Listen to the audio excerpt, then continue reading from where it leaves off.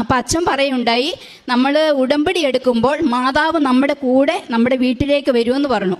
അപ്പം ഞാൻ ചുമ്മാ ഒന്ന് പരീക്ഷിക്കാനായിട്ട് ഞാൻ മാതാവിനോട് പറഞ്ഞു, മാതാവ് എനിക്ക് ചെറിയൊരു അടയാളം കാണിച്ചു തരണം, എങ്ങനെയാണ് മാതാവ് എൻ്റെ കൂടെ വരുന്നതെന്ന് എന്ന് പറഞ്ഞു. അപ്പം ഞാനിങ്ങനെ മാതാവിനോട് പറഞ്ഞു, മാതാവ് ഇനി ഞാൻ എങ്ങോട്ടാണ് പോകേണ്ടത്? അപ്പം മാതാവ് പറഞ്ഞത്, നീ അങ്ങോട്ട് നോക്ക്, കേരള ബാങ്ക് എന്ന് കാണിച്ചു തന്നു. ഞാൻ അവിടുന്ന് റോഡ് കടന്ന് കേരള ബാങ്കിൽ ചെന്നു. കേരള ബാങ്കിൽ ചെന്നപ്പോൾ ഞാനിങ്ങനെ വരച്ചോണ്ടാണ് ചെല്ലുന്നത്. എന്താണ് പറയേണ്ടതെന്ന് എനിക്ക് അങ്ങനെ അറിയത്തൊന്നുമില്ല. അപ്പം ദൈവനാമം മഹത്വപ്പെടുമാറാകട്ടെ. ഞാൻ ഇന്ന് ഈ അൽത്താരയിൽ വന്ന് സാക്ഷ്യം പറയുവാനായിട്ട് ഈശോയും മാതാവും അനുവദിച്ചതിനായിട്ട് ഈശോയ്ക്ക് അളവില്ലാത്ത സ്നേഹത്താൽ ഞാൻ നന്ദി പറയിപ്പിക്കുന്നു. എൻ്റെ പേര് സാലി ജെയിംസ്. കണ്ണൂർ ജില്ലയിലെ പയ്യന്നൂർ പുഞ്ചക്കാട് സെൻറ്റ് ജോസഫ് ഇടയിൽ നിന്ന് വരുന്നു. ഞാനിവിടെ ഉടമ്പടി എടുക്കുവാനായിട്ട് വരാനുണ്ടായ കാരണം, എൻ്റെ കയ്യിൽ നിന്ന് ഉടമ്പടി പത്രം നഷ്ടപ്പെട്ടു പോയി. അതായത് 2018 കാസർഗോഡ് ഡിസ്ട്രിക്റ്റിൽ വെച്ച് എനിക്കൊരു ഉടമ്പടി പത്രം ഒരു ചേച്ചി തരികയുണ്ടായി. ആ പത്രം ഞാൻ വീട്ടിൽ കൊണ്ടുവന്ന് ജസ്റ്റ് ഒന്ന് വായിച്ചു. ഞാനത് എവിടെ വെച്ചെന്ന് എനിക്കൊരു ഓർമ്മയുണ്ടായില്ല. അങ്ങനെ ഇരിക്കുമ്പോഴാണ് എൻ്റെ മകൾക്ക് വലിയൊരു അലർജി രോഗങ്ങളുണ്ടാവുകയും പല ഡോക്ടർമാരെ കാണിക്കുകയും ചെയ്തു. അപ്പോൾ എൻ്റെ ചേട്ടൻ്റെ പെങ്ങൾ പറഞ്ഞു, നീ ഒരു കാര്യം ചെയ്യുക, ആലപ്പുഴ ഒരു പള്ളിയുണ്ട്, അവിടെ ഒരു അച്ഛനുണ്ട്, അച്ഛനെ കൊണ്ട് തലയ്ക്ക് പിടിച്ചൊന്ന് പ്രാർത്ഥിക്കുമെന്ന് പറഞ്ഞു. അപ്പം ഞാൻ പറഞ്ഞു, അത് എവിടെയാണ് ചേച്ചിയെന്ന് ചോദിച്ചു. പറഞ്ഞു ആലപ്പുഴയാന്ന് പറഞ്ഞു. പിന്നെ അതങ്ങ് വിട്ടു. അത് കഴിഞ്ഞ് വീണ്ടും എന്നോട് ചേച്ചി ഇത് തന്നെ ആവർത്തിക്കുകയുണ്ടായി. അപ്പം ഞാൻ പറഞ്ഞു, ചേച്ചി എന്നാൽ പിന്നെ നമുക്കൊന്ന് പോകാം എന്ന് പറഞ്ഞു. അങ്ങനെ ഞാൻ ചേച്ചി പറഞ്ഞു ഇപ്പം പോകാൻ പറ്റത്തില്ല, അവിടെ ഭയങ്കര വെള്ളപ്പൊക്കമാണെന്ന് പറഞ്ഞു. അപ്പോൾ ഞാൻ പറഞ്ഞു, ചേച്ചി വെള്ളപ്പൊക്കമാണെങ്കിൽ സാരമില്ല, മാതാവിൻ്റെ അടുത്തോട്ടല്ലേ പോകുന്നത് എന്ന് പറഞ്ഞു. അങ്ങനെ ചേച്ചി പിന്നീട് പോകാമെന്നു. ഞാനങ്ങനെ വളരെയധികം വിഷമിച്ചിരിക്കുകയായിരുന്നു. ആ സമയത്താണ് എൻ്റെ ഒരു ഫ്രണ്ട് ഹിന്ദു മതത്തിൽപ്പെട്ടതാണ്. പുള്ളിക്കാരത്തി ഇതുപോലെ തന്നെ എന്നോട് പറഞ്ഞു, നീ മകളെയും കൊണ്ടുവന്ന് കൃപാസനത്തിൽ പോകണം. അപ്പം ഞാൻ ചോദിച്ചു, എവിടെയാണ് കൃപാസനം? എന്നും പറഞ്ഞാൽ ആലപ്പുഴയാണ്. അവിടെ പോയി പ്രാർത്ഥിച്ചാൽ മാതാവിൽ നിന്ന് ഒരുപാട് അനുഗ്രഹം കിട്ടും, മകളുടെ അസുഖം മാറുമെന്ന് പറഞ്ഞു. അപ്പം ഞാൻ ചിന്തിച്ച്, ചേച്ചി എന്നോട് ഇത് തന്നെയാണല്ലോ പറഞ്ഞത്, പക്ഷേ കൃപാസനം എന്നൊന്നും മാതാവിനെ കുറിച്ചും ചേച്ചി പറഞ്ഞിട്ടുണ്ടായില്ല, ജോസഫ് അച്ഛനെ കുട്ടിയാണ് പറഞ്ഞത്. അങ്ങനെ ഇരിക്കുമ്പോൾ ഞാൻ ചേച്ചിയെ വിളിച്ചു, ചേച്ചിയോട് പറഞ്ഞു, ചേച്ചി നമുക്കൊന്ന് കൃപാസനത്തിൽ പോകാമല്ലോ എന്ന് പറഞ്ഞു. അത് ചേച്ചി പറഞ്ഞു, എനിക്ക് ഇപ്പോൾ വരാൻ പറ്റത്തില്ലടി എന്ന് പറഞ്ഞു. ഞാൻ മാതാവിനെ ഒരുപാട് പ്രാർത്ഥിച്ചു. കാരണം എനിക്ക് അത്രയൊരു വിഷമായിരുന്നു ഉടമ്പടി പത്രത്തെക്കുറിച്ച് നഷ്ടപ്പെട്ടവരുടെ വിഷമം. ബഹുമാനപ്പെട്ട ജോസഫ് അച്ഛൻ ടോക്കിലൂടെ പറഞ്ഞപ്പോൾ എനിക്ക് മനസ്സിലായി. അതിനെക്കുറിച്ച് ഞാൻ നൊയമ്പ് നോക്കുകയും ഞാൻ കൃപാസനിൽ പോയി വന്നതിൻ്റെ ശേഷമാണ് മത്സ്യമാംസം കഴിക്കുള്ളൂ എന്ന് ഞാൻ മാതാവിനോട് പ്രതിജ്ഞ എടുത്തിരുന്നു. അങ്ങനെ ഞാൻ വിഷമിച്ചിരിക്കുമ്പോൾ ചേച്ചി ഒരു 11 മണി രാത്രിയായി ഞാൻ ഉറങ്ങിയിട്ടുണ്ടായിരുന്നു. എൻ്റെ പെങ്ങൾ എന്നെ വിളിച്ചിട്ട് പറഞ്ഞു, സാലി നാളെ റെഡി ആയിക്കൊള്ളൂ, നമുക്ക് നാളെ കൃപാസനത്തിൽ പോകാട്ടോ എന്ന് പറഞ്ഞു. എനിക്ക് വളരെയധികം സന്തോഷമായി. ഞാൻ എൻ്റെ അനിയത്തിയെ വിളിച്ച് പറഞ്ഞു, അനിയത്തിക്ക് അതിന് മുമ്പ് ഞാൻ യൂട്യൂബിൽ കൂടെ ഇട്ട് കൊടുത്തിട്ടുണ്ടായിരുന്നു അച്ഛൻ്റെ ടോക്കെല്ലാം കേൾക്കുവാനൊക്കെ ആയിട്ട്. അങ്ങനെ ഞാനും ചേച്ചിയും ചേച്ചിയുടെ ഭർത്താവും എൻ്റെ അനിയത്തിയും കൂടെ ഞങ്ങൾ ഇവിടെ വരികയും, അപ്പോൾ ഉടമ്പടി എന്താണെന്നൊന്നും എനിക്ക് അറിയത്തില്ലായിരുന്നു. ഉടമ്പടി അപ്പോൾ ഞാനിവിടെ വന്ന് ചേച്ചിയോട് പറഞ്ഞു, ഉടമ്പടി ഒന്നും എടുക്കണ്ട, കാരണം ഉടമ്പടി എടുത്താൽ നന്നായിട്ട് ഉടമ്പടി പാലിക്കണം, അല്ലെങ്കിൽ നമ്മൾ മരണം വരെ സംഭവിക്കുമെന്ന് പറഞ്ഞു ചേച്ചി എന്നോട്. അങ്ങനെ പേടിപ്പിച്ചു. എന്നാലും ഞാൻ ഇവിടെ വന്നപ്പോൾ ഞങ്ങളൊരു 5 മണിയായപ്പോൾ ഇവിടെ എത്തിയപ്പോൾ ജസ്റ്റ് 2-3 ആൾക്കാരൊക്കെ കണ്ടുള്ളൂ. അപ്പം ഞാൻ വിചാരിച്ചു, ഇതാണോ കൃപാലയം? ഇതെന്താ ഇവിടെ ഇങ്ങനെ ഇത്ര പേരുള്ളോ എന്നൊക്കെ ഞാൻ ഏതാണ്ടൊക്കെ ഇങ്ങനെ ചിന്തിച്ചു. അപ്പം ഞാൻ പറഞ്ഞു, ഇവിടെ വന്ന് മാതാവിൻ്റെ അടുത്ത് വന്നു എന്തായാലും മാതാവിനൊന്ന് കെട്ടിപ്പിടിച്ചൊന്ന് സോറി പറയണം, കാരണം മാതാവിൻ്റെ വിശുദ്ധ പത്രമാണല്ലോ എൻ്റെ കയ്യിൽ നഷ്ടപ്പെടുത്തിയത്.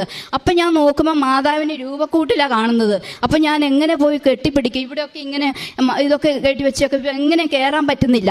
അവസാനം ഞാൻ ഇവിടെ നിന്ന് മുട്ടേമയിൽ നിന്ന് പ്രാർത്ഥിച്ചു, എൻ്റെ മാതാവ് ഞാൻ എന്താണ് വേണ്ടത് എന്ന്. അപ്പം എനിക്ക് മനസ്സിലേക്ക് വന്നു, നീ ഉടമ്പടി എടുക്കുമെന്ന്. അപ്പോൾ ചേച്ചി എന്നോട് കണ്ണുകൊണ്ട് കാണിച്ചു, ഉടമ്പടി എടുക്കണ്ടെന്ന്.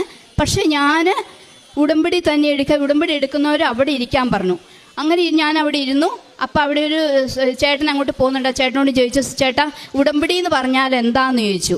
അന്നേരം പറഞ്ഞു, ഉടമ്പടി എന്ന് പറഞ്ഞാൽ മോളിൽ നിന്ന് പറഞ്ഞു തരുന്നു. അപ്പം ഞാൻ ചോദിച്ചു, മോളിന്ന് അതെന്താ മോളി എന്ന് പറയുന്നത് എന്തൊക്കെയോ വേണ്ടതൊക്കെ കാര്യങ്ങളൊക്കെ ചിന്തിച്ചു പോയി. അങ്ങനെ ഇന്ന് ഞാൻ അവിടെ തന്നെ ഉടമ്പടി എടുക്കാനായിട്ട് ഇരുന്നു. അങ്ങനെ ഉടമ്പടി എടുക്കുന്നവർ ലൈനായിട്ട് പോകാൻ പറഞ്ഞു. അങ്ങനെ ടോക്കൺ എടുത്തു, ഉടമ്പടി ക്ലാസ്സിൽ കൂടി. അപ്പം എനിക്ക് ഒരുപാട് എങ്ങനെയാണ് മാതാവിനെ എത്രമാത്രമാണ് സ്നേഹിക്കേണ്ടതെന്ന് എനിക്കറിയില്ല. കാരണം ഞാനൊരു ഓർത്തഡോക്സ് സഭയിലെ ആണ്, എന്നെ RCയിലാണ് കെട്ടിച്ചിരിക്കുന്നത്. അപ്പോൾ ഈശോയാണ് ഞാൻ ഏറ്റവും കൂടുതൽ സ്നേഹിച്ചിട്ടുണ്ടായിരുന്നത്. മാതാവിന് വിശ്വാസമുണ്ടും പിന്നെ കൊന്തയൊക്കെ ചൊല്ലുമെങ്കിലും മാതാവിനുള്ള വിശ്വാസവും സ്നേഹവും ആഴപ്പെട്ടിട്ടുണ്ടായിരുന്നില്ല. പക്ഷേ ഈ ഉടമ്പടിയിലൂടെ ആത്മീയമായിട്ട് വളരുവാനും ഈശോയെ മാതാവിനെ ഒരുപാട് സ്നേഹിക്കുവാനുമായിട്ട് എനിക്ക് സാധിച്ചു. അപ്പോൾ ഞാൻ ചുരുക്കി പറയുവാണ്, എന്താണെന്ന് വെച്ച് കഴിഞ്ഞാൽ എനിക്ക് ശരിക്കും പറഞ്ഞാൽ എനിക്ക് മലയാള അക്ഷരം ശരിക്കും എഴുതാൻ അറിയത്തില്ല. കാരണം എന്താ വെച്ചാൽ ഉപയോഗിക്കാത്തതായതുകൊണ്ട് എനിക്കധികം പഠിപ്പൊന്നുമില്ല. അപ്പോൾ അക്ഷര തെറ്റുകളൊക്കെ ഉണ്ടാവും. അപ്പം ഞാൻ അവിടുന്ന് പറഞ്ഞു നിയോഗങ്ങൾ വെക്കണം. അപ്പം ഞാനിങ്ങനെ ചിന്തിച്ചു, എന്താണ് ഈ നിയോഗം? ഇതൊക്കെ ഇങ്ങനെ കേട്ടിട്ടുണ്ടെങ്കിൽ വചനത്തിൽ കേട്ടിട്ടുണ്ടെങ്കിൽ എന്താണെന്ന് അതിനെക്കുറിച്ച് അറിയത്തില്ല. അപ്പം ഞാൻ എന്തൊക്കെയാണെന്ന് വെച്ചാൽ ചുമ്മാ അവിടെ ഇവിടെയൊക്കെ കുത്തി വരച്ചിട്ടു. എന്തൊക്കെയോ കുത്തി വരച്ചിട്ടിട്ട് ഞാൻ പറഞ്ഞു, മാതാവ് എനിക്ക് ഇത്രയൊക്കെ എഴുതാൻ അറിയത്തുള്ളൂ, നിയോഗങ്ങളുടെ ആവശ്യമൊന്നുമില്ലല്ലോ. ഈശോയും മാതാവും നമ്മൾ ഈ ഭൂമിയിലേക്ക് ജനിപ്പിക്കാമെങ്കിൽ നമുക്ക് വേണ്ട കൃപാരന്തെ മാതാവിന് അറിയാലോ തരാനായിട്ട്. അതുകൊണ്ട് മാതാവ് ഇത് കൂട്ടിച്ചേർത്തോണം, എന്താ വേണ്ടെന്ന് വെച്ചാൽ എനിക്ക് തന്നാൽ മതി എന്നും പറഞ്ഞ് ഞാൻ അവിടെ അവസാനിപ്പിച്ചു. അങ്ങനെ ഇവിടെ വന്ന് ഞാൻ 3 മാസത്തേക്കുള്ള അച്ഛൻ്റെ ടോക്കെല്ലാം കേട്ടു, അതിനെല്ലാം കേട്ട് വീട്ടിൽ ചെന്നു. അപ്പം ഞാൻ ഇവിടുന്ന് അപ്പം അച്ഛൻ പറയുണ്ടായി, നമ്മൾ ഉടമ്പടി എടുക്കുമ്പോൾ മാതാവ് നമ്മുടെ കൂടെ നമ്മുടെ വീട്ടിലേക്ക് വരുമെന്ന് പറഞ്ഞു. അപ്പം ഞാൻ ചുമ്മാ ഒന്ന് പരീക്ഷിക്കാനായിട്ട് ഞാൻ മാതാവിനോട് പറഞ്ഞു, മാതാവ് എനിക്ക് ചെറിയൊരു അടയാളം കാണിച്ചു തരണം, എങ്ങനെയാണ് മാതാവ് എൻ്റെ കൂടെ വരുന്നതെന്ന് എന്ന് പറഞ്ഞു. അങ്ങനെ ഇരിക്കുമ്പോൾ രാവിലെ ഞങ്ങൾ ഇവിടുന്ന് വീട്ടിലെത്തി കുളിയൊക്കെ കഴിഞ്ഞ് പ്രാർത്ഥിക്കാനായിട്ട് പ്രതീക്ഷ പ്രാർത്ഥന ചൊല്ലാനായിട്ട് നീലത്തിരി കത്തിച്ച് വെച്ച് പ്രാർത്ഥിച്ചപ്പം എനിക്ക് നല്ലൊരു മുല്ലപ്പൂവിൻ്റെ മണം അനുഭവപ്പെട്ടു. അപ്പോൾ എൻ്റെ അനിയത്തിയുണ്ട്, വീട്ടിലെല്ലാവരും ഉണ്ട്. അപ്പം ഞാനിങ്ങനെ നോക്കി, ഇതെന്താ ഈ മുല്ലപ്പൂവിൻ്റെ മണം വരുന്നത്? അന്നേരം പിന്നെ അവർ പറഞ്ഞു, ഞാൻ ചോദിച്ചു ഇവിടെ മുല്ലപ്പൂ ആരും വാങ്ങിച്ചിട്ടുണ്ടോ? ഇല്ല. അന്നേരമാണ് എനിക്ക് ഓർമ്മ വന്നത്, മാതാവ് എൻ്റെ കൂടെ വന്നു എന്നുള്ളത് എനിക്ക് വല്ലാതെ. അപ്പം തന്നെ എനിക്ക് മാതാവിൻ്റെ ഒരു സാന്നിധ്യം എനിക്ക് അനുഭവപ്പെട്ടു. അങ്ങനെ ഞാൻ 3 മാസം ഉടമ്പടി ഒന്നും ലംഘിക്കാതെ പ്രാർത്ഥിച്ചു. പക്ഷേ ഒരു കാര്യം പറഞ്ഞാൽ എനിക്ക് മീനില്ലാതെ ഭക്ഷണം കഴിക്കാൻ പറ്റത്തില്ല. എന്തുണ്ടെങ്കിലും എനിക്ക് മീനില്ലാതെ ഒട്ടും ചോറ് കഴിക്കാൻ പറ്റിയല്ല. അങ്ങനെ ഞാൻ 3 ദിവസം കടുപ്പിച്ച് മീനില്ലാതെ ഭക്ഷണം കഴിച്ചു. 4-ാം ദിവസം ഞാൻ മീൻ കൂട്ടാൻ തുടങ്ങി. അങ്ങനെ ഒരു രാത്രി പിന്നത്തെ 5-ാമത്തെ ദിവസം ഞാൻ സ്വപ്നത്തിൽ കാണുകയാണ്, ഒരു കടല്, ഒരു തിരമാല അടിച്ചു വരുന്ന കടല്, മാതാവിൻ്റെ ഗ്രേ കളറായ ഒരു കടല്, അതിങ്ങനെ പതഞ്ഞ് ഒരു ചതപ്പിയായിട്ട് മാറിക്കഴിഞ്ഞപ്പോൾ ഇഷ്ടംപോലെ മീനുകൾ ഇങ്ങനെ പെരുകുക. അപ്പം എൻ്റെ മകനും വേറൊരു മോനും കൂടെ അവിടെ നിൽപ്പുണ്ട്. അപ്പം ഞാൻ വേഗം വലിയ പാത്രം എടുത്തിട്ട് മീനെ പെറുക്കിയിടാം. മീൻ എനിക്ക് ഭയങ്കര ഒരു ആക്രാന്ത മീന്. ആ മീനിങ്ങനെ പെറുക്കിയിടുമ്പം എന്നോട് പറയാണ്, ആ മോൻ പറയാണ്, ചേച്ചി ഉടമ്പടി എടുത്തല്ലേ, നൊയമ്പ് നോക്കണ്ടേന്ന്. പെട്ടെന്ന് ഞാൻ കണ്ണു തുറന്നു. അപ്പോഴാണ് എനിക്ക് തോന്നിയത് ഈ 3 മാസം നൊയമ്പ് നോക്കണമെന്ന്. അങ്ങനെ ഞാൻ അന്ന് ആ മീനും എല്ലാ മത്സ്യമാംസങ്ങളെല്ലാം ഉപേക്ഷിച്ചു 90 ദിവസവും ഞാൻ ഉടമ്പടിയിൽ നൊയമ്പ് നോക്കി തന്നെ നിന്നു. അതിന് ശേഷമാണ് ഇപ്പം 25 നൊയമ്പ് ഞാൻ നൊയമ്പ് നോക്കുന്നുണ്ട്. നൊയമ്പ് നോക്കാനോ അതിനൊന്നും എനിക്ക് ഒരു മടിയില്ല. അങ്ങനെ ഇരിക്കുന്ന സമയത്താണ് എൻ്റെ മകൾക്കൊരു കല്യാണം വരുന്നത്.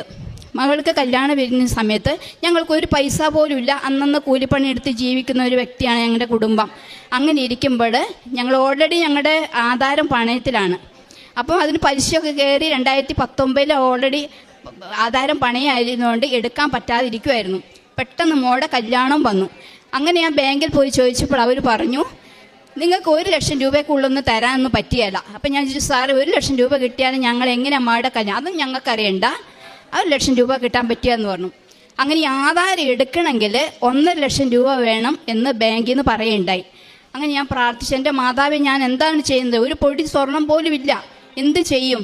അങ്ങനെ വിഷമിച്ചിരിക്കുമ്പോൾ പെങ്ങൾ എന്നോട് പറഞ്ഞു, നീ വിഷമിക്കൊന്നും വേണ്ട, ആധാരം എടുക്കേണ്ട പൈസ ഞാൻ തരാമെന്ന് പറഞ്ഞു. അങ്ങനെ ചേച്ചി 1 ലക്ഷം രൂപ തരികയും 1 ലക്ഷം രൂപയാണ് ബാങ്കിൽ നിന്ന് നോട്ടീസ് വന്നേക്കുന്നത്.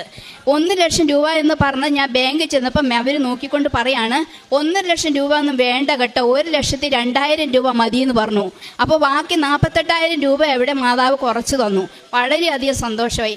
അങ്ങനെ ഞാൻ ഇതും എടുത്തുകൊണ്ട്, ഞാൻ ശരിക്കും പറഞ്ഞാൽ പുറത്തൊന്നും പോയി ശീലമൊന്നുമില്ല. എല്ലാ കാര്യത്തിനും ഭർത്താവാണ്, പോവുകയും സാധനങ്ങളായാലും എല്ലാം കൊണ്ടുവരുന്ന ഭർത്താവാണ്. ഇപ്പം എനിക്കൊന്നുമല്ല, ആകെ ബസ് സ്റ്റാൻഡും എൻ്റെ വീട്ടിൽ പോകാൻ അങ്ങനെയൊക്കെ അറിയത്തുള്ളൂ. അങ്ങനെ ഇരിക്കുമ്പം മോളെ കല്യാണത്തിന് ലോൺ എടുക്കണമല്ലോ. അപ്പോൾ ചേട്ടൻ പറഞ്ഞു, എനിക്ക് പറ്റത്തില്ല, നീ എന്താണെന്ന് വെച്ചാൽ ചെയ്യാൻ പറഞ്ഞു. ഞാൻ എന്ത് ചെയ്തു, ഈ ആധാരത്തിൽ വിശുദ്ധ തൈലം റുഷ്മ ചെയ്ത് കുരിശടയിട്ട് വിശ്വാസ പ്രമാണം പ്രഖ്യാപിച്ചുകൊണ്ട് ഞാൻ മാനേജറിനടുത്ത് ബാങ്കിലേക്ക് പോയി ചെന്നപ്പോൾ അവർ പറഞ്ഞു, മാരേജ് ലോണൊന്നും ഇവിടുന്ന് കൊടുക്കുകയല്ല, അപ്പം നിങ്ങൾ വേറെ എന്താണെന്ന് വെച്ചാൽ ചെയ്യുന്നു. അങ്ങനെ 3-ാമത്തെ ബാങ്കിൽ ചെന്നപ്പം എന്താന്ന് ചോദിച്ചു. അപ്പം ഞാനിങ്ങനെ മാതാവിനോട് പറഞ്ഞു, മാതാവ് ഇനി ഞാൻ എങ്ങോട്ടാണ് പോകേണ്ടത്? അപ്പോൾ മാതാവ് പറഞ്ഞു, ദേ നീ അങ്ങോട്ട് നോക്ക്. കേരള ബാങ്ക് എന്ന് കാണിച്ചു തന്നു. ഞാൻ അവിടുന്ന് റോഡ് കടന്ന് കേരള ബാങ്കിൽ ചെന്നു. കേരള ബാങ്കിൽ ചെന്നപ്പോൾ ഞാനിങ്ങനെ വരച്ചുകൊണ്ടാണ് ചെല്ലുന്നത്. എന്താണ് പറയേണ്ടതെന്ന് എനിക്ക് അങ്ങനെ അറിയത്തൊന്നുമില്ല. അപ്പോൾ സാർ എന്നോട് പറഞ്ഞു, എന്താണെന്ന് ചോദിച്ചു. ഞാൻ പറഞ്ഞു, സാറേ എൻ്റെ മകളുടെ കല്യാണമാണ്, എനിക്കൊരു ലോൺ വേണം എന്ന് പറഞ്ഞു. എന്തിലും മാരേജ് ലോണൊന്നും ഇവിടുന്ന് കൊടുക്കുകയല്ല. ഞാൻ പറഞ്ഞു, സാറേ ഞാൻ 3-4 ബാങ്ക് കയറി ഇറങ്ങി പറഞ്ഞു, സാറ് തന്നേ പറ്റൂ എന്ന് പറഞ്ഞു. അങ്ങനെ ഇരിക്കുമ്പോൾ സാറ് പറഞ്ഞു, എന്താ നിങ്ങളുടെ വീട്ടിൽ ആദായങ്ങളൊക്കെ ഉള്ളത്? ഞാൻ പറഞ്ഞു, ഒന്നുമില്ല, എനിക്ക് വീട്ടിൽ ആദായമായിട്ടൊരു തയ്യൽ മെഷീൻ മാത്രമേ ഉള്ളൂ എന്ന് പറഞ്ഞു. അതെനിക്കൊട്ട് അറിയത്തുമില്ല തയ്ക്കാൻ. ഞാൻ വന്ന് നോക്കട്ടെ, നിങ്ങൾ സൈറ്റ് പ്ലാനൊക്കെ ശരിയാക്കാൻ പറഞ്ഞു. അങ്ങനെ ഞാൻ ഒറ്റയ്ക്ക് തന്നെ വില്ലേജിൽ പോയി സൈറ്റ് പ്ലാനൊക്കെ ശരിയാക്കി കൊണ്ടുവന്നപ്പോൾ അവിടെ വിലക്കം വന്നു. സൈറ്റ് പ്ലാൻ ചെയ്തൊന്നും ശരിയായില്ല. അപ്പം ഞാൻ എന്ത് ചെയ്തു, വീട്ടിലേക്ക് വന്നു. ഞങ്ങളുടെ മെമ്പറെ വിളിച്ചു. മെമ്പർ വിളിച്ചോണ്ട് പറഞ്ഞു, ചേച്ചി ഞങ്ങൾക്കൊന്ന് ഒരു ഹെൽപ്പ് ചെയ്യണം, ഒന്ന് വില്ലേജ് വന്നിട്ട് ഒന്ന് സൈൻ ചെയ്യാനായിട്ട് സാറിനോടൊന്ന് പറയണമെന്ന് പറഞ്ഞു. അവരൊരു മടിയും കൂടിയില്ല. അവരെല്ലാവരും മടി പറയുന്ന പെണ്ണുങ്ങളാണ്. അപ്പോൾ അവരൊരു മടിയും കൂടെ പറഞ്ഞു, സാലി ഓക്കെ ഞാൻ വരാം എന്ന് പറഞ്ഞ് അവർ ബാങ്കിലേക്ക് തന്നെ വന്നു. ചേട്ടൻ വരികയായിരുന്നു. അന്ന് ഞാൻ ചേട്ടനോട് പറഞ്ഞു, ചേട്ടൻ എന്തായാലും വന്നിരിക്കണം കേട്ടോ, ബാക്കി കാര്യമൊക്കെ ഞാൻ പറഞ്ഞോളാം എന്ന് പറഞ്ഞു. ചേട്ടൻ കൂടെ എനിക്ക് സഹായമായിട്ട് വന്നു. വാക്കുകളൊക്കെ ഞാൻ തന്നെ പറഞ്ഞു. ചേട്ടൻ മാറി നിൽക്കുമെന്ന്, ചേട്ടന് ഷേമേഡുണ്ട്, അങ്ങനെ മാറി നിൽക്കുമായിരുന്നു. അങ്ങനെ വന്ന് അവർ വില്ലേജ് ഓഫീസിൽ പോയി അവർ സൈനൊക്കെ ചെയ്തു വന്ന് എൻ്റെ മുഖത്തോട്ട് നോക്കി, ഈ കുട്ടിയല്ലേ ഇന്നാളിവിടെ വന്നത്, ഞാൻ അവരോട് പറഞ്ഞല്ലേ ഇതൊന്നും ശരിയാകരുതെന്ന് എന്ന് പറഞ്ഞു. എന്നാൽ പിന്നെ ചേച്ചി പറഞ്ഞു, ഈ കുട്ടിയുടെ മകളുടെ കല്യാണമാണ്, അപ്പം നമുക്ക് സാർ എന്തെങ്കിലും ഹെൽപ്പ് ചെയ്യണമെന്നു. സാർ അവിടെ നിന്ന് എന്ത് ചെയ്തു, അവരൊരു ഒപ്പിട്ടു. വേറെ അടുത്തിരിക്കുന്ന അസിസ്റ്റൻറ്റ് സാറ് പറഞ്ഞു, എൻ്റെ വകയും കൂടെ ഒരു ഒപ്പും കൂടി ഇരിക്കട്ടെ എന്ന് പറഞ്ഞ് അങ്ങനെ ഒപ്പിട്ടി. അങ്ങനെ ഈ ബയോഡാറ്റ ആയിട്ട് ഞാൻ ബാങ്കിൽ ചെന്നു.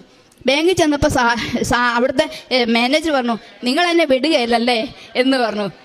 എന്നിട്ട് ഞാൻ ഇത് കൊടുത്തു. അപ്പോൾ സാറ് പറഞ്ഞു, ഈ പെണ്ണുങ്ങളുടെ മുഖത്ത് നോക്കി എങ്ങനെ എനിക്ക് ലോൺ തരിക എന്ന് പറയാൻ പറ്റുകയില്ല എന്ന് പറഞ്ഞു. ഓക്കെ, ഞാൻ വീട്ടിൽ വന്നിട്ട് നിങ്ങളുടെ ഇതൊക്കെ ഒന്ന് പറമ്പൊക്കെ ഒന്ന് കാണട്ടെ എന്ന് പറഞ്ഞു. ആകെ 13.5 സെൻറ്റ് സ്ഥലമാണ് ഞങ്ങൾക്കുള്ളൂ. അപ്പം അങ്ങനെ വെച്ചപ്പോൾ 4 മൂലേൻ്റെ അതിർത്തിയിലെ ആൾക്കാരുടെ പേരൊന്നും എനിക്കറിയത്തില്ല. ഞാൻ അവിടെ നിന്നൊക്കെ ഓരോരുത്തരെ ഫോൺ വിളിച്ച് അവരുടെ പേരൊക്കെ പറഞ്ഞു കൊടുത്ത് അങ്ങനെ സൈറ്റ് പ്ലാൻ ശരിയാക്കി. പിന്നെ ആദായമായിട്ട് തയ്യൽ മെഷീനും വെച്ചു. എന്നിട്ട് എന്നോട് പറഞ്ഞു, നാളെ വന്ന് പൈസ വാങ്ങിക്കോട്ടോ എന്ന് പറഞ്ഞു. വളരെയധികം സന്തോഷമായി. ചേട്ടനെയും കൂട്ടി ഞാൻ പോയി ബാങ്കിൽ പോയി പൈസ വാങ്ങി. ഞങ്ങൾ പ്രതീക്ഷിക്കാത്തതിലും, കാരണം എന്നെ സംബന്ധിച്ചോളം ഞങ്ങൾ കൂലിപ്പണിയെടുത്ത് ജീവിക്കുന്ന, നിങ്ങൾക്ക് കേൾക്കുമ്പോൾ വിചാരിക്കും ഒരു കല്യാണമല്ലേ എന്ന്. പക്ഷേ എന്നെ സംബന്ധിച്ചിടത്തോളം എൻ്റെ മകൾക്ക് കിട്ടിയ ഒരു അനുഗ്രഹം എന്ന് പറഞ്ഞാൽ പറഞ്ഞ തീരാത്തൊരു അനുഗ്രഹമാണ് മാതാവ് തന്നത്. മാതാവ് സമൃദ്ധമായി തരുമെന്ന് പറയുന്നതിലും സമൃദ്ധത്തിന്മേൽ സമൃദ്ധമായിട്ടാണ് എൻ്റെ മകളുടെ ഒരു കല്യാണം, വലിയൊരു വീട്ടിൻ്റെ കല്യാണം നടുകയും ഞങ്ങൾ വിചാരിക്കാത്ത രൂപത്തിൽ അവൾക്ക് സ്വർണം കൊടുക്കുകയും നല്ലൊരു മകനെ, ഒരു മിലിറ്ററിക്കാരൻ മകനെ കൊണ്ട് കല്യാണം കഴിക്കാനും സാധിച്ചു. അതിന് ഒരുപാട് മാതാവിന് ഈശോയ്ക്കും ഒരുപാട് നന്ദി അർപ്പിക്കുന്നു.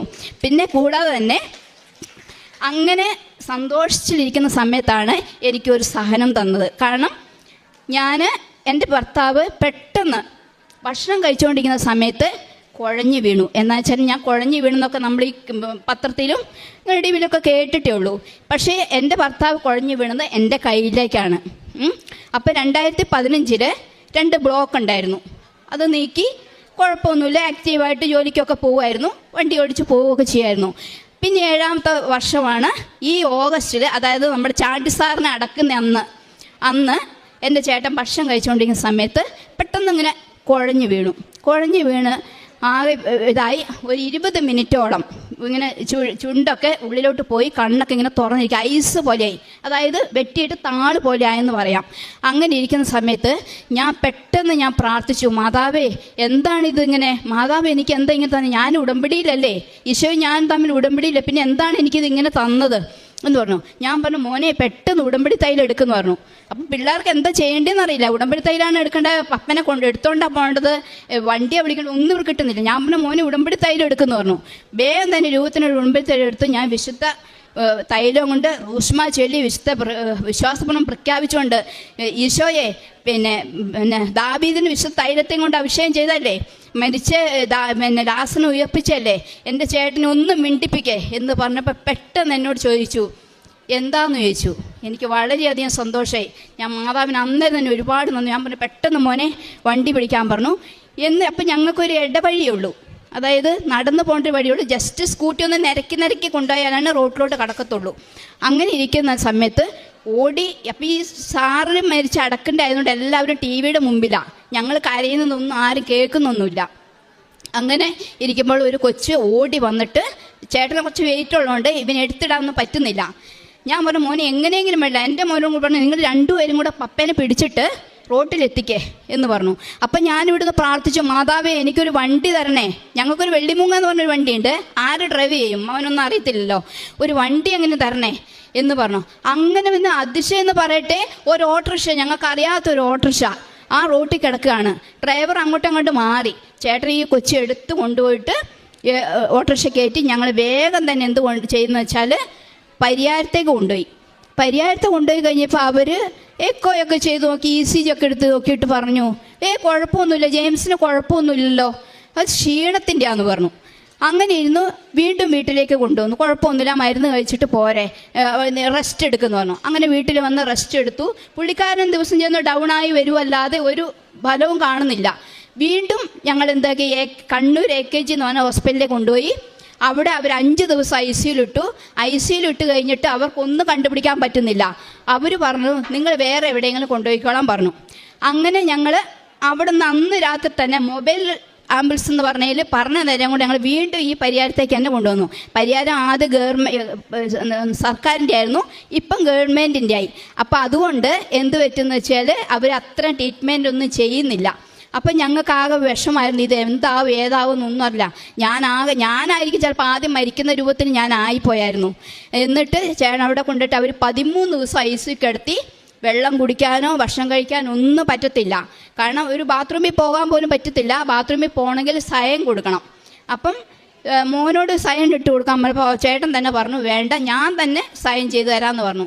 അങ്ങനെ ചേട്ടൻ തന്നെ സൈൻ ചെയ്തു. എനിക്ക് എന്ത് പറ്റിയാലും ഞാൻ തന്നെ ഉത്തരവാദി എന്നും പറഞ്ഞ് എഴുതി കൊടുത്ത് ചേട്ടൻ തന്നെ ഈ ഗ്ലൂക്കോസൊക്കെ കയറ്റി അതുപോലെ തന്നെ ബാത്റൂമിലൊക്കെ പോയി വന്നു. അങ്ങനെയൊക്കെ ഇരുന്ന സമയത്ത് അങ്ങനെ വല്ലാതെ വിഷമിച്ചിരിക്കുക. അങ്ങനെ ഇരുന്നിട്ട് ഒരു മാറ്റവും വരുന്നില്ല. അങ്ങനെ ഇരുന്നപ്പോൾ എന്നോട് നമ്മൾ ഈ ഡോക്ടർ കണ്ടപ്പോൾ റൗണ്ടിങ്ങിന് വരുമല്ലോ, അപ്പോൾ ഡോക്ടർ എന്നോട് പറഞ്ഞു ജെയിംസിന് ഷോക്ക് പിടിപ്പിക്കണമെന്ന് പറഞ്ഞു. നിങ്ങൾക്കറിയാലോ ഷോക്ക് പിടിപ്പിക്കുന്ന എങ്ങനെയുള്ള ആൾക്കാരാണ് നമുക്ക് ഊഹിച്ചെടുക്കാനറിയാം. ഹാർട്ടിന് ഇടിപ്പില്ല, അവർക്ക് 2-1 ഷോക്ക് പിടിപ്പിച്ചാൽ. ഞാൻ മാതാവിനോട് കരഞ്ഞ് പ്രാർത്ഥിച്ചു, മാതാവ് ഒരു കാരണത്താലും എൻ്റെ ചേട്ടന് ഷോക്ക് പിടിപ്പിക്കാനിട വരുത്തിക്കരുത് എന്ന് പറഞ്ഞു. അങ്ങനെ പ്രാർത്ഥിച്ചപ്പോൾ അവർ പിറ്റേ ദിവസം പറഞ്ഞു, ഷോക്ക് വേണ്ട കേട്ടോ, കുറച്ച് നമുക്കൊന്നും കൂടെ നോക്കാം എന്ന് പറഞ്ഞു. അങ്ങനെ ഇരുന്ന് ഒരു 3-4 ദിവസം കഴിഞ്ഞപ്പോൾ അവർ പറഞ്ഞു, ജെയിംസിന് ഒട്ടും ഇടിപ്പില്ല, ഫേസ് മേക്കർ വെക്കണം എന്ന് പറഞ്ഞു. നിങ്ങളൊരു കാര്യം ചെയ്യുക, 5 ലക്ഷം രൂപയും കൊണ്ട് വാ, എന്നിട്ട് നമുക്ക് ബോഡിയൊക്കെ ഒന്ന് സെറ്റായിട്ട് വാ, നമുക്ക് ഫേസ് മേക്കർ വെക്കാമെന്ന് പറഞ്ഞു. 5 ലക്ഷം പോയിട്ട് 5 രൂപ പോലും ഞങ്ങൾക്ക് ആ സമയത്തില്ല. മോടെ കല്യാണം കഴിഞ്ഞിരിക്കുന്ന സമയം കൂടിയാണ്. ഞാൻ കരഞ്ഞു പ്രാർത്ഥിച്ചു, എൻ്റെ മാതാവേ ഇങ്ങനെ ഒന്നും ഇട വരുത്തിക്കരുതേ, എന്താ ഞാൻ ചെയ്യേണ്ടത്? മാതാവ് ഇത് ചെറിയൊരു ബ്ലോക്കിൽ കൂടെ നീക്കിയാൽ മതി, വേറെ ഫേസ് മേക്കർ വെക്കാനുള്ള സാമ്പത്തിക ശേഷി ഞങ്ങൾക്ക് ജീവിക്കാൻ പോലും മാർഗമില്ല. അതുകൊണ്ട് മാതാവ് ഇങ്ങനെ ഒന്നും വരുത്തിക്കുന്നത് ഞാൻ കരഞ്ഞു പ്രാർത്ഥിച്ചു. എന്ന് ഞാൻ രാവിലെ എഴുന്നേറ്റ് 5 മണിക്ക് എഴുന്നേറ്റ് പ്രാർത്ഥിക്കും.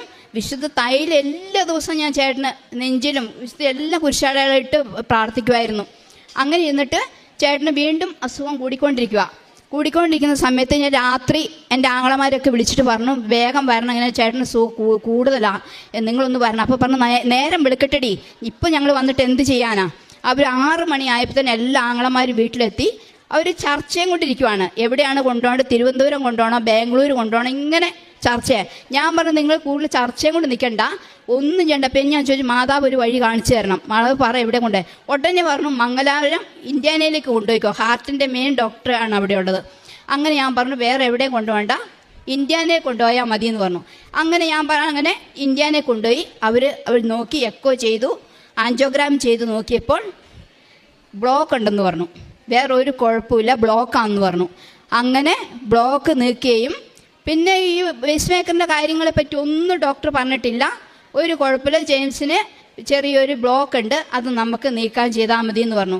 അതിന് ഈശോയ്ക്ക്, ബ്ലോക്കായി തന്ന ഈശോയ്ക്ക് മാതാവിന് ഞാൻ ഒരുപാട് നന്ദി അർപ്പിക്കുന്നു. അങ്ങനെ ഇപ്പം പുള്ളിക്കാരന് ചെറിയ ബ്ലോക്ക് നീക്കി നല്ല ആക്റ്റീവായിട്ട് അങ്ങനെ നിൽക്കുന്നുണ്ട്. അങ്ങനെ ഈ വിഷമിച്ചിരിക്കുന്ന സമയത്താണ് ഞാൻ വചനം കരഞ്ഞു പ്രാർത്ഥിച്ചുകൊണ്ടിരിക്കുന്ന സമയത്ത് എന്നോട് വചനത്തിന് ഇങ്ങനെ ഈശോ പറയാണ്, നീ പോയി ബൈബിൾ വായിക്കുന്നു പറഞ്ഞു. അപ്പം ഞാൻ പെട്ടെന്ന് രാത്രി ഒരു 2 മണിയൊക്കെ ആയിട്ടുണ്ടാവും, ഞാൻ പെട്ടെന്ന് ബൈബിൾ നോക്കിയപ്പം സങ്കീർത്തനം 111 2-ാം തിരുവചനത്തിൽ പറയുന്നതാണ്, കർത്താവ് മഹനീയമാണ്, അവ ആനന്ദിക്കുന്നവർ അവ ഗ്രഹിക്കാൻ ആഗ്രഹിക്കുന്നു. അപ്പം ഞാൻ പറഞ്ഞല്ലോ, എൻ്റെ ഉടമ്പടിയെ ദൈവം മാനിച്ചിട്ടില്ലേ? അപ്പം പറഞ്ഞു, നിൻ്റെ ഉടമ്പടിയെ ഞാൻ മാനിച്ചിരിക്കുന്നു. ആ ഒരു വചനം എനിക്ക് കേൾക്കാനിടയായപ്പോൾ എനിക്ക് വളരെ എനിക്ക് നെഞ്ചിന് എന്തോ ഒരു സാധനം, വലിയൊരു ഭാരം ഇറങ്ങിപ്പോയതുപോലെ എനിക്ക് തോന്നി. ഉടനെ ഞാൻ യൂട്യൂബിൽ അച്ഛൻ്റെ എല്ലാ ചൊവ്വാഴ്ചയും ഞാൻ പകൽ കാണാൻ പറ്റിയില്ലെങ്കിലും ഞാൻ രാത്രി ആയാലും അതൊക്കെ അത് കണ്ടു തീർക്കും, സാക്ഷ്യങ്ങളും കാണും.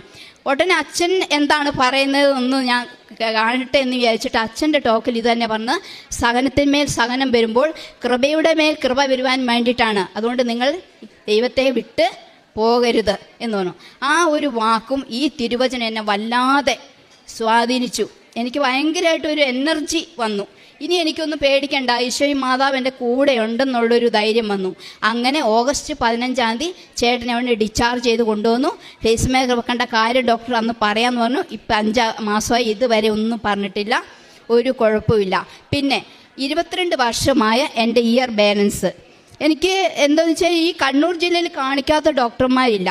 മംഗലാരം കൊണ്ടേക്ക് ഈ CT സ്കാൻ ചെയ്തു, പരിയാരത്തുനിന്ന് ചെയ്തു, ഇങ്ങനെയൊക്കെ ചെയ്ത് ഞങ്ങളുടെ അടുത്തുള്ളൊരു അടുത്ത് ENT ഡോക്ടറെ കാണിച്ചപ്പം അയാൾ എന്നെ കൊണ്ട് മടുത്തിട്ട് ലാസ്റ്റ് എന്നോട് പറഞ്ഞു, സാലി നീ ഇനി വരണ്ട, കാരണം ഈ കിടക്കുന്നോടത്ത് എണിക്കാത്ത എത്രയോ ആൾക്കാരുണ്ട്, അതുകൊണ്ട് നീ ഇനി വരണ്ടെന്ന് പറഞ്ഞു. പിന്നെ അയാളുടെ അടുത്ത് പോകാൻ എനിക്ക് മടിയായി. ഞാൻ ഈ വിശുദ്ധ തൈലമാണ് ഈ 1.5 വർഷം കൊണ്ട് വിശുദ്ധ തൈലം എൻ്റെ ചെവിയിലും തലയിലൊക്കെ റുഷ്മ ചൊല്ലി കുരിശാടനം വെച്ച് വിശ്വാസ പ്രമാണം. നേർച്ച വസ്തുക്കൾ നിങ്ങളോട് എല്ലാവരുമായിട്ട് എനിക്ക് പറയാനുള്ളത്, നേർച്ച വസ്തുക്കളെ നമ്മൾ വളരെയധികം ബഹുമാനിക്കേണ്ട കാര്യമാണ്. പ്രത്യേകിച്ച് നമ്മുടെ വിശുദ്ധ തൈലം. ഉടമ്പടി കാശുവെന്ന് പറഞ്ഞാൽ അത് ഉടമ്പടിയുടെ ഒരു സാക്ഷ്യമാണിത്. ഞാൻ ഉടമ്പടി എടുത്തിരിക്കുന്നതിനൊരു തെളിവാണ് കാശ് രൂപം. അതിനേക്കാൾ എത്ര ഉപരിയാണ് എനിക്ക് നിങ്ങളോട് പറയാനുള്ളത് വിശുദ്ധ തൈലം. വിശുദ്ധ തൈലം നമ്മൾക്ക് എവിടെ വേദനകളോ പ്രയാസങ്ങളോ വരുമ്പോൾ നമ്മൾ ആ വിശുദ്ധ തൈലം വിശുദ്ധ കുരിശടയാൾ വിട്ട് പ്രാർത്ഥിച്ചാൽ ഉറപ്പായിട്ട് നമുക്ക് അനുഗ്രഹം കിട്ടും. അതുകൊണ്ട് എല്ലാവരോടുമായി ഞാൻ പറയുകയാണ്, വിശുദ്ധ തൈലത്തെ ചിലവർ എൻ്റെ വീട്ടിൽ എൻ്റെ ഭർത്താവും മക്കളും നിന്ദിച്ചിട്ടുണ്ട്, അമ്മ ഇന്ന് കൊണ്ടുപോയേ ഇത് പരട്ടുന്ന എന്നൊക്കെ പറഞ്ഞു. ഇന്നിപ്പോൾ എൻ്റെ ഭർത്താവ് വിശുദ്ധ തൈലം പരട്ടുമ്പോൾ കൈ കൂപ്പി നിൽക്കും, ഇങ്ങനെ പ്രാർത്ഥിക്കും. അപ്പോൾ അത് കൊന്തയെല്ലാം നിന്നിരിക്കത്തില്ല. ഞാൻ കൊന്തയുള്ളപ്പോൾ ഇവർ മൊബൈൽ തോണ്ടിക്കൊണ്ടിരിക്കും. മൊബൈൽ സത്യം ഞാൻ നിങ്ങളോട് പറയാം, മൊബൈൽ തോണ്ടിക്കൊണ്ടിരിക്കും. ഇവർ അപ്പനും മക്കളൊക്കെ ഇരുന്നിട്ട് മൊബൈൽ തോണ്ടിക്കൊണ്ടിരിക്കും. ഞാൻ പറഞ്ഞു, എൻ്റെ മാതാവേ, എൻ്റെ ചേട്ടനെ ഒന്ന് ദൈവത്തിലേക്കൊന്ന് അടുപ്പിക്കാൻ എന്താ വഴി, മാതാവ് ഒന്ന് കൊണ്ടുവരണേ. അങ്ങനെ പ്രാർത്ഥിച്ചുകൊണ്ടിരുന്നിട്ട് സത്യം പറയാം, അത് മാതാവ് ഇടപെട്ടതുകൊണ്ടാണ് ചേട്ടൻ്റെ മൊബൈൽ പൊട്ടിത്തെറിച്ച് പോയി. ഉള്ള കാര്യം ഞാൻ പറയാം, മൊബൈൽ പൊട്ടിത്തെറിച്ച് പോയി. മൊബൈൽ പൊട്ടിത്തെറിച്ച് പോയി. ഇപ്പോൾ ഒരു മൊബൈൽ മേടിക്കാൻ യാതൊരു വഴിയുമില്ല. അങ്ങനെ ഇരിക്കുമ്പം പെങ്ങളുടെ മകൾ പറഞ്ഞു, മാമന് മൊബൈൽ വേണ്ടേ എന്നും പറഞ്ഞ് അവിടെ നിന്ന് ഒരു പൊട്ട മൊബൈൽ കൊടുത്തു. ഈ മൊബൈലും തോണ്ടിക്കൊടുന്നു. ഞാൻ പറയും, ചേട്ടാ ഓർമ്മയുണ്ടല്ലോ മൊബൈൽ പൊട്ടിത്തെറിച്ചത്, അതുകൊണ്ട് പ്രാർത്ഥിക്കുന്ന സമയത്ത് മൊബൈലും TV അങ്ങനെയുള്ള ഒരു സാധനം ഇവിടെ പാടില്ല. അതെനിക്കിഷ്ടമല്ല. ഞാൻ പറഞ്ഞു, ഞാൻ ഉടമ്പടിയിലായിരിക്കുമ്പോൾ കുടുംബം മൊത്തം കൈകോർത്ത് പിടിച്ച് പ്രാർത്ഥിക്കണം. അങ്ങനെയാണ് നമ്മുടെ ജോസഫ് അച്ഛൻ നമ്മളെ പഠിപ്പിച്ചേക്കുന്നത് എന്നൊക്കെ പറഞ്ഞു. ഇപ്പോൾ എൻ്റെ എന്ത് ചെയ്യുന്നു വെച്ചാൽ, പ്രാർത്ഥിക്കാൻ ഞാൻ ഇരിക്കുമ്പോൾ ഞാൻ ഒന്നും പറയില്ല. പ്രാർത്ഥിക്കാൻ ഇരിക്കുമ്പോൾ തന്നെ TV ആണെങ്കിൽ TV ഓഫാക്കും, മൊബൈൽ മാറ്റി വെക്കും, കൈകൂപ്പിയിരിക്കും എൻ്റെ ഭർത്താവ്. ഞാൻ പറഞ്ഞു ചേട്ടനോട്, ചേട്ടാ ഏറ്റു ചൊല്ലൊന്നും വേണ്ട, ചേട്ടൻ ഏറ്റു ചൊല്ലൊന്നും വേണ്ട, ചേട്ടൻ ആ മൊബൈൽ മാറ്റി വെച്ചിരുന്ന് കൈകൂപ്പി ഇരുന്നാൽ മതി എന്ന് പറഞ്ഞു. അങ്ങനെ ഇപ്പം എൻ്റെ മക്കളായാലും എൻ്റെ മോനായാലും എൻ്റെ മകളായാലും, ആ അമ്മയ്ക്ക് എന്തിനാണ് ഇവിടെ കൃപാസനത്തിൽ പോകുന്നത്? ദൂർദമാതാവ് ഏഴിമല ഇല്ലേ, അവിടെ പോയി പ്രാർത്ഥിച്ചാൽ പോരെ. അപ്പം ഞാൻ പറഞ്ഞു, കൃപാസന മാതാവ് ജീവനോടെ പ്രത്യക്ഷപ്പെട്ട സ്ഥലമാണ് കൃപാസനം. മറ്റുള്ള മാതാവ് എന്നൊക്കെ പറയുന്നത് നമുക്ക് സാങ്കല്പികമായിട്ടാണ്. അവരൊരു ദർശനത്തിൽ കൂടെയൊക്കെയാണ് പ്രത്യക്ഷപ്പെട്ടിട്ടൊക്കെയാണ് അവിടെ അവരെ രൂപങ്ങളെ സ്ഥാപിക്കുന്നത്. ഇത് ബഹുമാനപ്പെട്ട ജോസഫ് അച്ഛന് ജീവനോടെ പ്രത്യക്ഷപ്പെട്ട സ്ഥലമാണ് കൃപാസനം. ഇതൊക്കെ ഞാനങ്ങ് പറയും ഇവരോട്. പിന്നെ അവർക്കൊന്നും വാക്കുകളില്ല.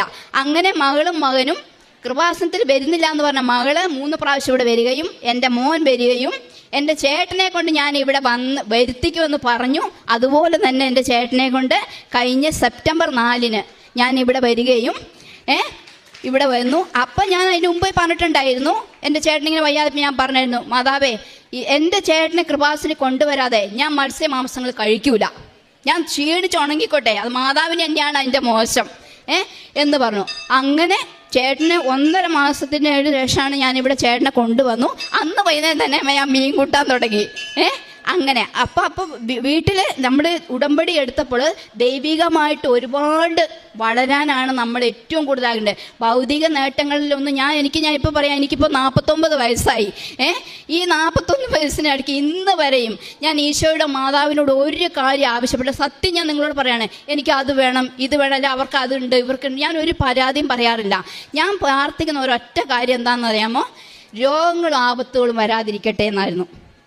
അപ്പം ഞാനിപ്പോൾ ശരിക്കും ചിന്തിക്കുന്നത് വെച്ചാൽ എൻ്റെ ഹസ്ബൻഡിനായാലും ഇങ്ങനൊരു വന്നത് അവർ ദൈവത്തിലേക്കോട്ട് കൂടുതൽ അടുക്കാൻ വേണ്ടിയിട്ടാണ്. അപ്പം ഞാൻ ഈ കഴിഞ്ഞ പ്രാവശ്യം സെപ്റ്റംബറിൽ ഇവിടെ വന്ന് ഇവിടുന്ന് ഒരു കാശ് രൂപവും മോതിരമൊക്കെ വാങ്ങിക്കൊണ്ട് പോയിട്ടുണ്ടായിരുന്നു. ഞാനിട്ട് ഈ മോതിരം ഇട്ടിട്ട് ഞാൻ രൂപത്തിനെടുത്ത് വെച്ചിട്ട് ഞാനിങ്ങനെ മാതാവിനോട് പറഞ്ഞു, മാതാവേ ചേട്ടനെ കൊണ്ട് ഈ മോതിരം ഒന്ന് ഇടിയിപ്പിക്കണേ എന്ന് പറഞ്ഞു. സത്യം ഞാൻ പറയാം, ഇടിക്കണേ എന്ന് പറഞ്ഞു. 2 ദിവസം കഴിഞ്ഞപ്പോൾ ഞാൻ നോക്കുമ്പോൾ ഈ മോതിരം അവിടെ കാണുന്നത്, നോക്കുമ്പോൾ ചേട്ടൻ്റെ കൈ കിടക്കുക ഈ മോതിരം. എൻ്റെ കയ്യിനേക്കാളും വണ്ണമുണ്ട്, ഇവിടെ വരെ ഇറങ്ങത്തുള്ളൂ മോതിരം, ഇങ്ങനെ ഇവിടെ വരെയേ ഉള്ളൂ. അങ്ങനെ ഇട്ടുകൊണ്ട് കിടക്കാം. അപ്പം ഇപ്പം എന്നോട് വന്ന് പറഞ്ഞു, നീ അവിടെ നിന്ന് വരുമ്പം എൻ്റെ കൈക്ക് പാകാവുന്ന ഒരു മോതിരം മേടിച്ചുകൊണ്ട് പറഞ്ഞു. ഇപ്പം എവിടെ പോയാലും ഉറങ്ങുമ്പോഴും ഒക്കെ ബാത്റൂമിൽ പാകുമ്പോൾ മാത്രം അത് ഊരി വെക്കും, അല്ലാതെ എപ്പോൾ ഫുൾ ടൈം ഈ മോതിരിട്ടും കൊന്ത ഇട്ടുകൊണ്ടാണ് ഇപ്പം എൻ്റെ ചേട്ടൻ നടക്കുന്നത്. മോനായാലും പ്രാർത്ഥിച്ചിട്ട് അവന് ചെറിയൊരു ജോലി കിട്ടി. കാരണം ജോലി കിട്ടേണ്ട കാര്യം കൂടെ എനിക്ക് നിങ്ങളോട് പറയാനുണ്ട്. കാരണം എന്ന് വെച്ചാൽ ഞങ്ങൾ കടങ്ങളിൽ കടമായിട്ടിരിക്കും, ജോലിയായിട്ട് 5-6 മാസമായി എൻ്റെ ഹസ്ബൻഡ് പണിയെടുക്കാൻ പോയിട്ട്. ജീവിക്കാൻ ഒരു മാർഗ്ഗമില്ല, എന്തെങ്കിലും കാണും പോലെ ഒന്നുമല്ല, ജീവിക്കാൻ മാർഗ്ഗമൊന്നുമില്ല, എനിക്ക് തൊഴിലൊന്നുമില്ല. അങ്ങനെ ഇരിക്കുമ്പോഴാണ് ഞാൻ പ്രാർത്ഥിച്ചത്, എൻ്റെ മാതാവ് എൻ്റെ മോന് ചെറിയൊരു ജോലി, അവന് BCom കഴിഞ്ഞ് ട്രാലിയൊക്കെ കഴിഞ്ഞിരിക്കുന്നതാണ്, തൽക്കാലം ഞങ്ങൾക്ക് ജീവിക്ക് പൊതിച്ച് പോകാനായിട്ട് ബാങ്കിൽ കട അടയ്ക്കണം. ഞാൻ വാക്ക് കൊടുത്തായിരുന്നു, മാസം 7,000 രൂപ കൊണ്ട് അടച്ചേക്കാന്ന്. വാക്ക് നമ്മൾ പാലിക്കണമല്ലോ. അപ്പോൾ ലോൺ അടയ്ക്കേണ്ട ഒരു പൈസ ഭക്ഷണത്തിനുള്ള മാതാവ് എവിടെ നിന്ന് നമുക്ക് ഒപ്പിച്ച് തന്നോളും, വലിയ ഇതൊന്നും ഇല്ലെങ്കിൽ. അങ്ങനെ ഉണ്ട് എൻ്റെ മോന് പെട്ടെന്ന് തന്നെ പയ്യനൊരു കമ്പ്യൂട്ടർ സ്ഥാപനത്തിനൊരു ജോലി കിട്ടി. 13,500 രൂപ ശമ്പളം കിട്ടും. അതിൽ 7,000 കൊണ്ട് അവൻ മാസം അടയ്ക്കും, ബാക്കി അവൻ്റെ പോക്ക് വരവും അത്യാവശ്യം വീട്ടിലൊക്കെ തന്ന് അങ്ങനെ മാതാവ് തന്ന് ഞങ്ങളെ അനുഗ്രഹിച്ചു. ഈശോയ്ക്ക് മാതാവിനും ഒരുപാട് നന്ദി അർപ്പിക്കുന്നു. കാരുണ്യ പ്രവർത്തനം ഞാൻ ചെയ്യുന്നത് എന്താണെന്ന് വെച്ച് കഴിഞ്ഞാൽ, ഞാൻ പത്രങ്ങൾ കൊണ്ടേ കൊടുക്കും. ഞാൻ ഇവിടെ ആദ്യം തന്നെ ഉടമ്പടി എടുത്തിട്ടുണ്ട്. എനിക്ക് ഞാൻ പറഞ്ഞില്ല, ഇയർ ബാലൻസിൻ്റെ പ്രശ്നമുണ്ട്, എനിക്ക് വെയിൽ കൊണ്ടൊന്നും കൊള്ളാൻ പറ്റിയല്ല. അന്ന് കുടയൊന്നും ഇല്ലായിരുന്നു വീട്ടിൽ. ഞാൻ എന്താക്കി, മാതാവ് എന്നെ എവിടെയെങ്കിലും വീഴ്ത്തിയാണ് വീഴിക്കട്ടെ എന്നും പറഞ്ഞ് ഞാൻ ഈ പത്രം എടുത്തിട്ട് ഞാൻ പള്ളികളിലെ ക്രിസ്ത്യാനികൾക്കൊന്നും ഞാൻ കൊടുക്കല്ല. കാരണം അവർക്ക് ഈശോയെ പറ്റിയൊക്കെ അറിയാം. പിന്നെ അവരെടുത്ത് നമ്മളെ വചനം പറയുമ്പോൾ അവർ നമ്മളിങ്ങോട്ട് പേടിപ്പിക്കും. നീ എന്നെ എല്ലാവരും അറിയുന്നില്ലേ, നീ എന്നെ പഠിപ്പിക്കാൻ വരുന്നോന്നൊന്ന് ചോദിക്കും.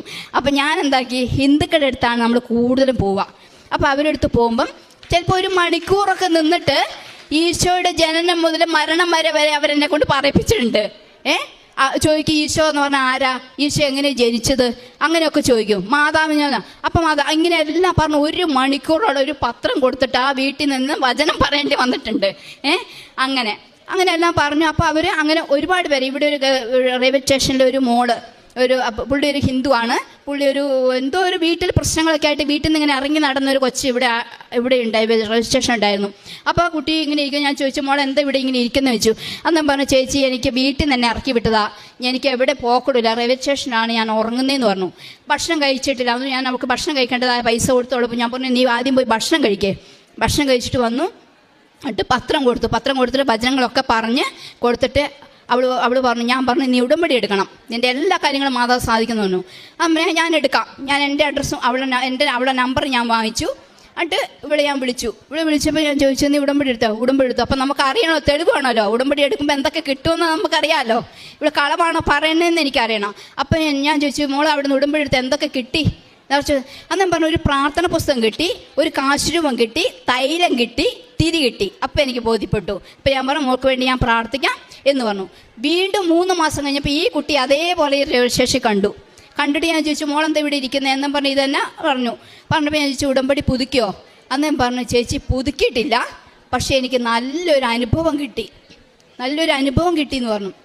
ഞാൻ പറഞ്ഞു, എന്തായാലും പോയിട്ട് ഉടമ്പടി പുതുക്കണേ എന്ന് പറഞ്ഞു. ഉടമ്പടി പുതുക്കണേ എന്ന് പറഞ്ഞു. ഓക്കെ എന്നൊക്കെ പറഞ്ഞു. ഫോൺ വിളിച്ചിട്ട് പുള്ളിക്കാരി എടുക്കുന്നില്ല. കുറേ വട്ടം ഞാൻ വിളിച്ചു, പക്ഷെ പുള്ളി താല്പര്യം ഉണ്ടാവില്ലായിരിക്കും. പക്ഷെ ആ കുട്ടിക്ക് വേണ്ടി ഞാൻ ഇന്നും പ്രാർത്ഥിക്കുന്നുണ്ട്. അപ്പോൾ അതുപോലെ കാരുണ്യ പ്രവൃത്തി പത്രങ്ങളെല്ലാം കൊടുക്കും. വചനം തന്നെ പറഞ്ഞ് ഞാൻ ഗവൺമെൻറ് ആശുപത്രിയിലേക്കാളും കൂടുതൽ ഈ ബസ് സ്റ്റാൻഡിൽ കൂടെ ഓട്ടോറിക്ഷക്കാർക്ക് ബസ് സ്റ്റാൻഡിൽ കൂടെ ഒക്കെ നടന്നാണ് ഞാൻ കൊടുക്കാറ്. അങ്ങനെ ഒക്കെ നടന്ന് വചനം പറഞ്ഞെല്ലാം കൊടുക്കും. പത്രങ്ങളൊക്കെ ടപ്പേന്ന് പറഞ്ഞ് കൊടുത്ത് തീർക്കും. എത്രയാണ് വേണ്ടാന്ന് പറഞ്ഞിട്ട് ലാസ്റ്റ് കൈ വിട്ട് ചേച്ചി ഇങ്ങോട്ട് വന്നേന്ന് പറയും. എനിക്കൊന്നും വേണം. ഞാൻ പറഞ്ഞു നീയല്ലേ എനിക്ക് വേണ്ടെന്ന് പറഞ്ഞത്, ഈ മാതാവിനെ നിന്ദിക്കാൻ പാടില്ല, ഇപ്പം നിനക്ക് എന്താ തോന്നിയത് എന്ന് പറഞ്ഞു.